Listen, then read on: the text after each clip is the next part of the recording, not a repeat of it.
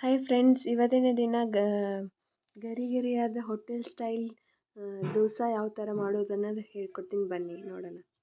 ಈಗ ಮೊದಲೇ ಮಾಡಿಟ್ಟಿರುವ dosa batter ready ಇದೆ.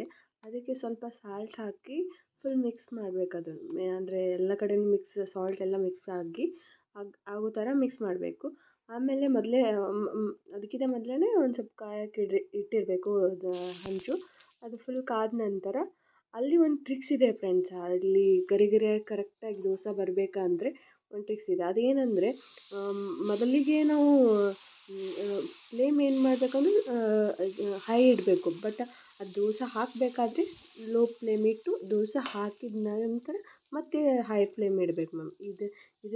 ಈ ಟ್ರಿಕ್ಸ್ ಯೂಸ್ ಮಾಡಿ ದೋಸೆ ಚೆನ್ನಾಗಿ ಬರುತ್ತೆ ಮತ್ತು ಯಾವುದೇ ಥರನೂ ಹರಲ್ಲ, ನೀಟಾಗಿ ಬರುತ್ತೆ ಫ್ರೆಂಡ್ಸ್.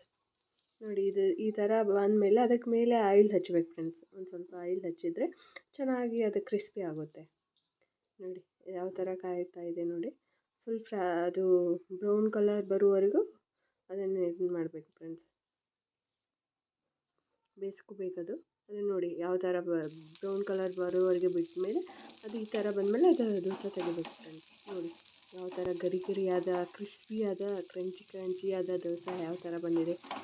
ಸೇಮ್ ಹೋಟೆಲ್ ಯಾವ ಥರ ಇರುತ್ತೆ ಅದೇ ಥರ ಬಂದಿದೆ ನೋಡಿ ಫ್ರೆಂಡ್ಸ್. ಎಷ್ಟು ಚೆನ್ನಾಗಿ ಬಂದಿದೆ ನೋಡಿ. ಸೇಮ್ ಹೋಟೆಲ್ ಸ್ಟೈಲ್ ದೋಸೆ ಥರನೇ ಇದೆ.